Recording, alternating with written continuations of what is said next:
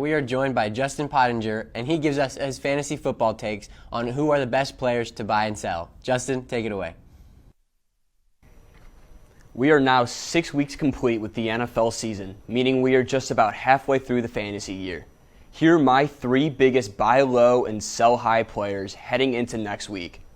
Starting with buy low, my first player is Calvin Ridley. Ridley hasn't lived up to expectations so far this season, not recording a 100-yard receiving game yet and only receiving 1 touchdown.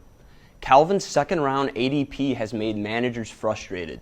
This is the perfect time for managers to make a push for the talented wideout, as his stock is at the lowest it could possibly be all season. Already having his bye is a plus, along with the Falcons facing off against a very friendly schedule the rest of the way. My second buy low player is Chase Claypool. After the Steelers released the news that star wideout Juju Smith-Schuster is out for the remainder of the year with an injury, Claypool's stock rose tremendously. Claypool will now see an increase of targets and snap percentage. The Steelers' bye is Week 7, so now would be a perfect time to make a move. My last buy low player is Christian McCaffrey. Unfortunately, CMC is now placed on the IR for at least 3 more weeks. Luckily, this leaves the door open for a possible trade. Specifically, managers who are sitting with a positive record aim for a CMC owner who's doing poorly and need to make a move immediately. 3 weeks will go by quicker than you think, and now is a great time to trade for the number 1 running back in fantasy. Now for 3 sell-high players, starting with Courtland Sutton. Sutton is the first player that is on my sell-high list. Sutton has been performing nicely with second-year star Jerry Jeudy being on the Broncos IR. However, Jeudy returns to practice next week and has a shot at playing in Week 7. This ultimately will hurt Sutton's stock, which means sell high while you can. My second sell high player is wide receiver Tyler Lockett. After star quarterback Russell Wilson, now out with an injury for multiple weeks, Geno Smith will be the man in charge. Lockett's value takes a straight downfall, and I don't see him being relevant until Russ is back and healthy. Currently a top 15 wide receiver, Lockett is a must-sell player. My last and final player that I'm going to mention today is tight end Dawson Knox. Knox has been a gem this year in the tight end department, and his stock is at an all-time high. The Buffalo offense is a pass-first team that benefits Knox, but the amount of offensive weapons on the team could hurt Knox's target share. Right now, Knox is being saved by touchdowns, recording 5 through 5 weeks. A touchdown-dependent player is not someone who will win you a fantasy league, but can be used for trade bait. Those are my 6 players. Now go make moves and win your league. Justin, take it away. It is now officially halfway through the fantasy season, with 8 weeks being completed. Looking back on the season so far, these are the players who have really surprised us this year. For starters, Rams wide receiver Cooper Kupp has been the biggest surprise so far this year. Arguably the best player in fantasy football right now, Kupp has started off the season with record-breaking numbers. With 10 touchdowns in 5 games with over 100 receiving yards through just 8 weeks, Kupp is the clear number 1 biggest surprise so far. My second biggest surprise is wide receiver Deebo Samuel. Deebo was listed as an 8th-round player before the season started.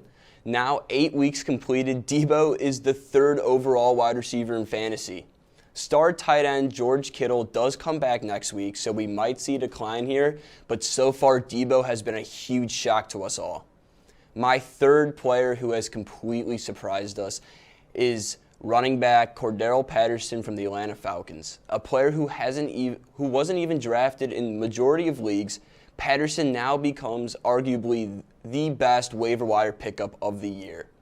Patterson currently sits as the 8th overall running back and shows off his running and catching abilities weekly. With a Falcons team that plays down a lot, the receiving part of his game comes in perfectly. Patterson also receives a lot of goal line looks, which is fantastic for him. There has been players so far this year who have caught us all by surprise, although there has also been players who have honestly disappointed us each and every week. Starting with Washington's running back Antonio Gibson. Gibson was a 3rd-round pick in most fantasy drafts. Throughout 8 games, however, Gibson is only ranked 19th overall for running backs, recording only 3 touchdowns on the year.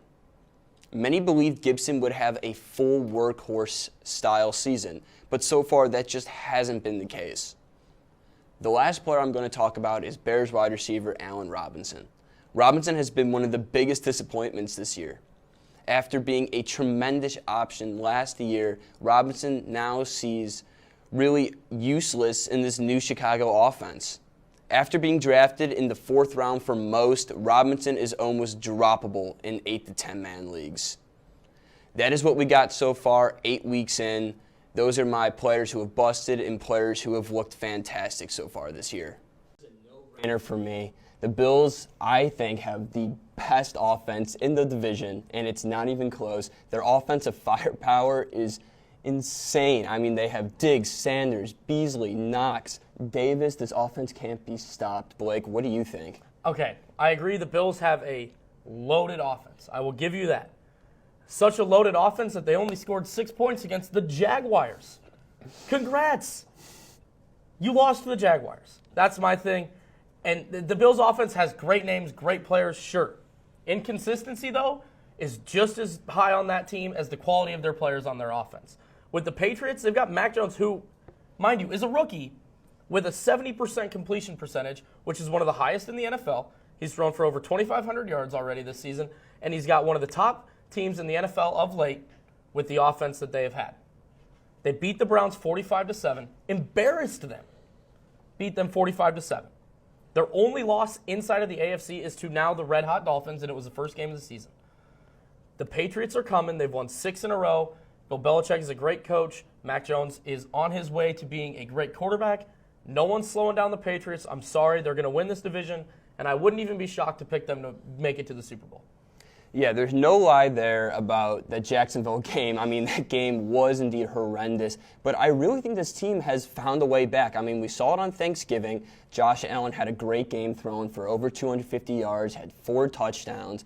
And that whole team as a unit, I mean, they look back. It's like they got that boost that they really needed, right? And for the Patriots, their only really credible win is that Browns game at home, right? I mean, maybe their win versus the Chargers, but besides that, their only 2 big-time games was versus the Cowboys and Bucks, which they both lost to. I won't disagree. Big losses to big teams. They also beat the Titans pretty handedly, who I think is still one of the best contenders in the NFL. But you have to think about it. When it comes down to winning games that you should win and losing games that maybe you shouldn't lose, the team that loses the most games that they shouldn't lose is the Bills.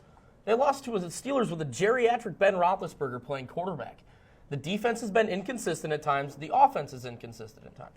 You know with the Patriots, you're getting consistency week in and week out. And tonight, I think that's going to hold. I think they're going to go and they're going to win this game tonight. And the Patriots are going to take this division lead and they're going to hold it for the rest of the season. Yeah, that's the thing. We get to see this game tonight, which I'm very excited for. Fortunately, I think the Bills are going to win tonight by 2 touchdowns easy. Easy 2 touchdowns tonight at home. I really like it. They also play against each other later, I think in like 2 weeks. 2 weeks, right? So we'll see that game in New England as well. I just want to read off a couple things here. For the Bills on offense, they're number 4 for yards per game at 389. Patriots are 15th. Okay, and on defense, they're number 1 with yards allowed at 275. Patriots have had a great defensive year. There's no doubt about that, but Bills are number 1 there, and they have 21 sacks in 11 games and 2nd in the league at holding running backs per yards per carry. Okay, here's my thing with the Bills is everybody thinks the Bills should be the best team in the NFL. No one is discrediting that. Going into the season, they were one of the top teams to make the Super Bowl. Okay? Now they're losing games that they shouldn't lose. That's my thing. I'm worried about the long run with the Bills, whereas the Patriots, when they played against the Jets, they put up 50 points and dominated. They beat them twice. Mm-hmm. They shut out the Falcons, a team that they should have beat handedly, and they did. When the Patriots are supposed to win games, they do, and they do it the right way. It's hard to shut out teams in the NFL, no matter who you're playing. And to do that 2 weeks ago, it's great. I think the Patriots are just now catching their stride, and they're going to be even better in the long run. Yeah, here's the thing about Mac Jones, though, right? He's a rookie. And that being said, he's too young, he's too inexperienced, he doesn't have that playoff experience under his belt, right? We saw what happened to Josh Allen his first time going to the playoffs. I feel like the same thing could happen here with Mac Jones. I just don't know how long him and the Patriots can last. For the Bills, their last 4 games of the season is versus the Panthers, at the Patriots again, the Falcons, and then the Jets. That's 3 out of the 4 guaranteed wins. I can't disagree with that. I think we also need to keep an eye on the Dolphins as they come along at the end of the season. Sure. Tonight's game should be a fun one. I think it's going to keep us entertained. With that, we're going to send it over to a quick break.